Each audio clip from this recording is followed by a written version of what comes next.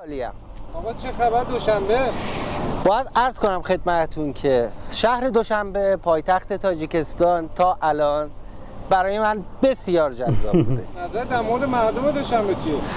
به شکل باور نکردنی مردم دوشنبه مهربونن، مهمان نوازن و وقتی باهاشون صحبت میکنی با مردم معمولی تو کوچه و بازار احساس میکنی که داری یکی از اقوام خیلی دور تو میبینی که سالهاست باهاش ارتباطی نداشتی. در مورد مردم ایران چی فکر میکنن؟ چند وقته خیلی ایرانی. ببین یه چیزی بهتون بگم، هر چیزی که در مورد این موضوع شنیدید که تاجیکا ایرانو دوست دارن 100% درسته. واقعا به ایرانی‌ها عزت و احترام میدن. آفرین. به ایرانی‌ها علاقه دارن و نکته جالب وقتی مردم تاجیکستان میشنون که کسی داره زبون فارسی با لهجه ایرانی یا داره فارسی دری صحبت میکنه واقعا جذاب میشه موضوع براشون و سرعتشون رو کم میکنن و سعی میکنن که حرفا رو بشنون. باحال‌ترین چیزی که دوشنبه این چند وقت تجربه کردی چی بود؟ به شکل عجیب و غریبی این شهر تمیزه.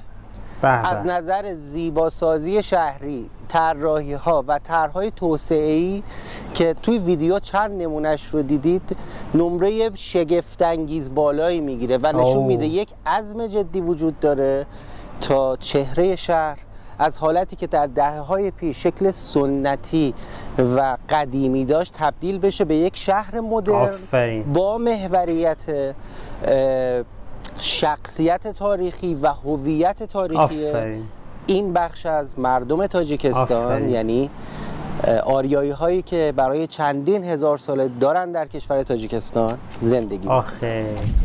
آریایی هایی که دارن تو تاجیکستان زندگی میکنن. انشالله مردم تاجیکستان زنده و سلامت باشن. بعد جالب اینه که امام علی رحمان رئیس جمهور تاجیکستان به شدت آدم با فرهنگیه، به شدت هم ایرانو خیلی دوست داره. خب بعد یعنی عاشق ایرانه.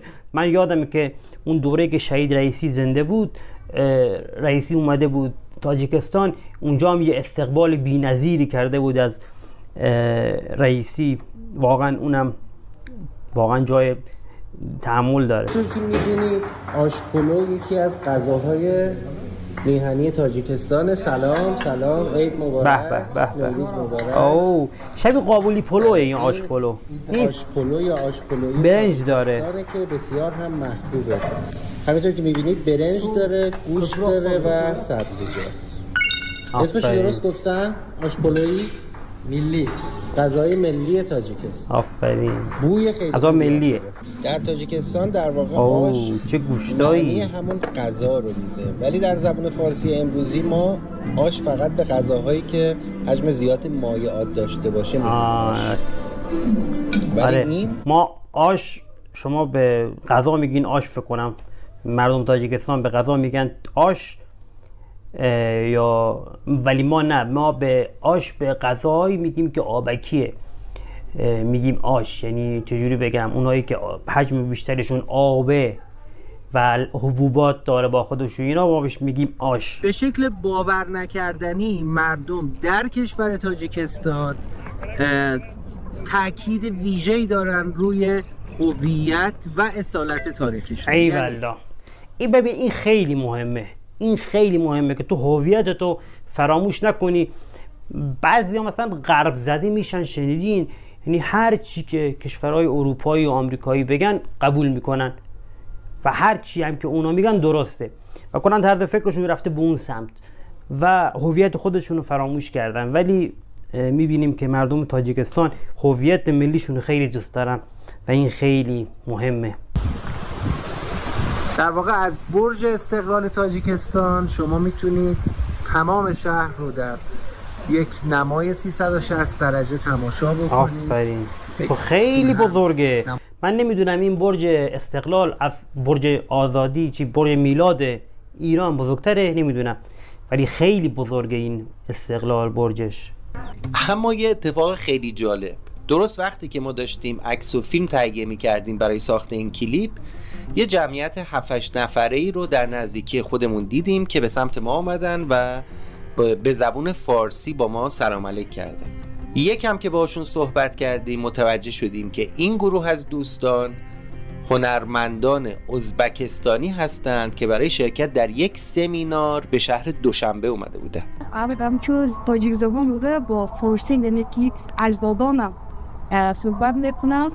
زبون بچه ها ازبکستان هم فارسیه، یعنی این برام خیلی جالبه. من میدونم که بخشی از ازبکستان هم زبونشون فارسیه، یعنی اینو من میدونم، ولی زبون رسمیشون نمیدونم. سپاسگزارم.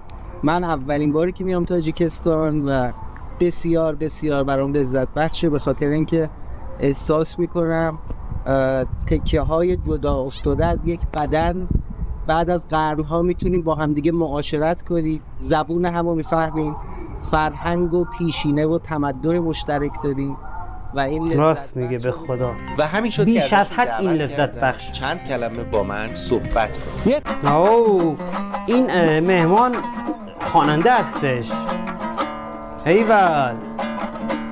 یک خنده کنه گل، یک خنده کنه گل، یک خنده کنه گل لبی دندانت صدقه، ای غنچه دهان گیره دندانت صدقه.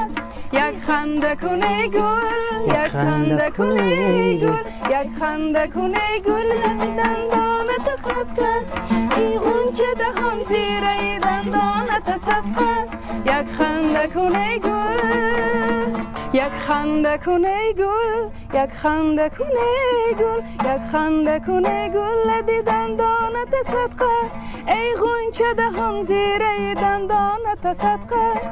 یک خنده کنه گل، یک خنده کنه گل، یک خنده کنه گل لبی دندانت صدقه، ای غنچه دهان زیره دندانت صدقه. ای بابا چقدر قشنگ بود. چاکر بچه ها امیدوارم که از این قسمت خوشتون اومده باشه. برنامه خوشگل مشکل بهمون تو کامنت ها معرفی کنید، توی اینستاگرام ما، توی نمیدون شبکه‌های اجتماعی که ما توی توضیحات همین ویدیو لینک همشون گذاشتم پیام بذارید، کامنت بذارید، مسیج بدید، برنامه خوشگل بهمون معرفی کنید که ریاکشن بریم. امیدوارم که از این قسمت هم خوشتون اومده باشه. لایک و کامنت و ساب هم یادتون نره. تا دیداری دیگر، بدرود.